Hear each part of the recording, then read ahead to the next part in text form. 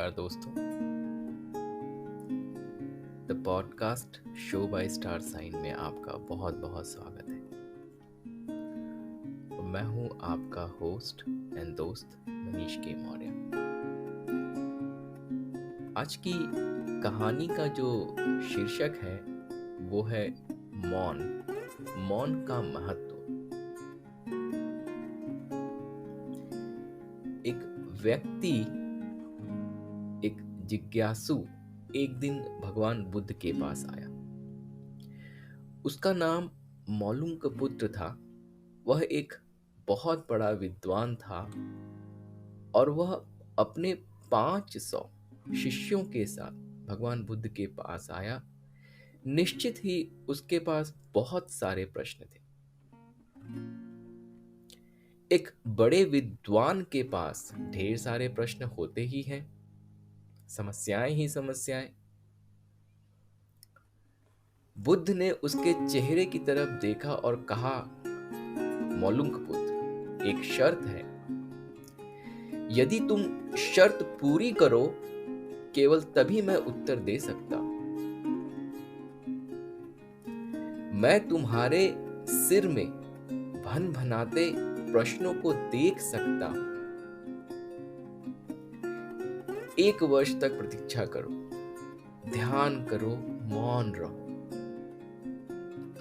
जब तुम्हारे भीतर का शोरगुल समाप्त हो जाए, जब तुम्हारी भी की बातचीत रुक जाए, तब तुम कुछ भी पूछना और मैं उत्तर दूंगा। यह मैं वचन देता हूं। मौलुंकपुत्र कुछ निश्चिंत हुआ, कुछ चिंतित हुआ। 1 वर्ष केवल मौन रहना है और तब यह व्यक्ति उत्तर देगा। और कौन जाने कि वे उत्तर सही भी है या नहीं। तो हो सकता है कि 1 वर्ष बिल्कुल ही बेकार जाए। इसके उत्तर बिल्कुल व्यर्थ भी हो सकते हैं। क्या करना चाहिए? वह दुविधा में पड़ गया। वह थोड़ा झिझक भी रहा था। ऐसी शर्त मानने में इसमें खतरा था। और तभी बुद्ध का एक दूसरा शिष्य सारिपुत्र जोर से हंसने लगा। वह वहीं पास में ही बैठा था, एकदम खिलखिलाकर हंसने लगा। मौलुंकपुत्र और भी परेशान हो गया। उसने कहा, बात क्या है? तुम क्यों हंस रहे हो? सारिपुत्र ने कहा, भाई इनकी मत सुनना, ये बहुत धोखेबाज हैं। इन्होंने मुझे भी धोखा दिया। जब मैं आया था, तुम्हारे तो केवल 500 शिष्य हैं, मेरे 5000 थे। मैं बड़ा ब्राह्मण था, देश भी में मेरी ख्याति थी। इन्होंने मुझे फुसला लिया। इन्होंने कहा, साल भर प्रतीक्षा करो, मौन रहो, ध्यान करो और फिर पूछना और मैं उत्तर दूंगा। और साल भर बाद कोई प्रश्न ही नहीं बचा। तो मैंने कभी कुछ पूछा ही नहीं और इन्होंने कोई उत्तर दिया ही नहीं।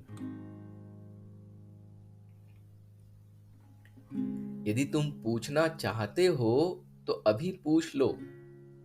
मैं इसी चक्कर में पड़ गया, मुझे इसी तरह इन्होंने धोखा दिया। भगवान बुद्ध ने कहा, मैं अपने वचन का पक्का हूं। यदि तुम पूछते हो तो मैं उत्तर दूंगा।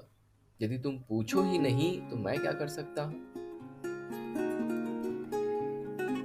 1 वर्ष की अवधि बीतने लगी। मौलुंकपुत्र ध्यान में उतर गया और मौन होता गया। भीतर की बातचीत समाप्त हो गई। भीतर का कोलाहल रुक गया। वह बिल्कुल भूल गया कि कब 1 वर्ष बीत गया। कौन फिक्र करता है जब प्रश्न ही नहीं रहे तो कौन उत्तरों की फिक्र करता है? एक दिन अचानक बुद्ध ने पूछा, यह वर्ष का अंतिम दिन है।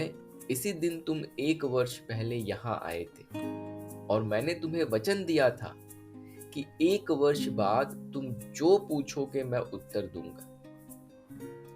मैं उत्तर देने को तैयार हूं, अब तुम प्रश्न पूछो।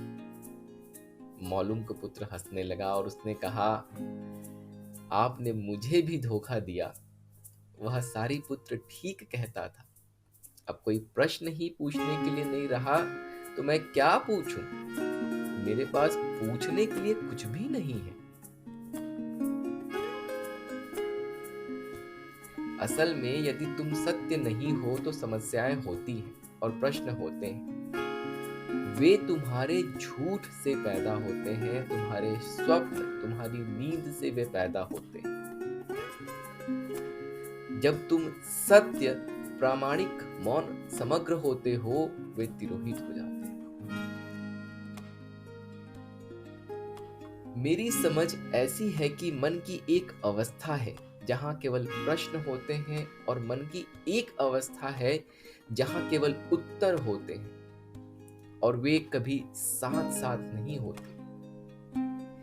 यदि तुम अभी भी पूछ रहे हो तो तुम उत्तर नहीं ग्रहण कर सकते। मैं उत्तर दे सकता हूं लेकिन तुम उसे ले नहीं सकते। यदि तुम्हारे भीतर प्रश्न उठने बंद हो गए तो मुझे उत्तर देने की कोई जरूरत नहीं, तुम्हें उत्तर मिल जाता है। किसी प्रश्न का उत्तर नहीं दिया जा सकता है। मन की एक ऐसी अवस्था उपलब्ध करनी होती है जहां कोई प्रश्न ही नहीं उठते। मन की प्रश्न रहित अवस्था ही एकमात्र उत्तर है।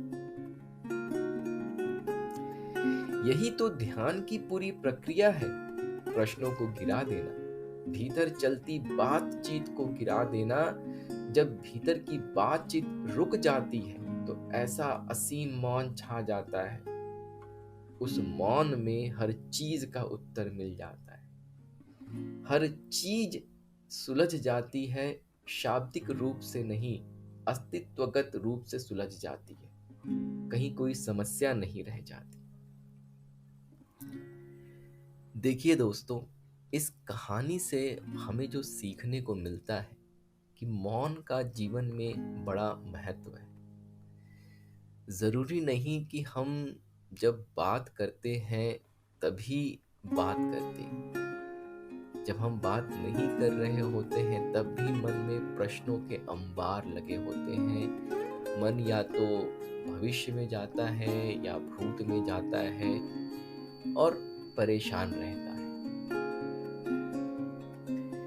जीवन का उद्देश्य यही होना चाहिए, कितना हम अपने आप को आंतरिक करें, जितना अपने आप को हम इंटरनलाइज करेंगे, उतना ये प्रश्न कम होते जाएंगे और उतना ही मन को शांति मिलनी शुरू हो जाएगी।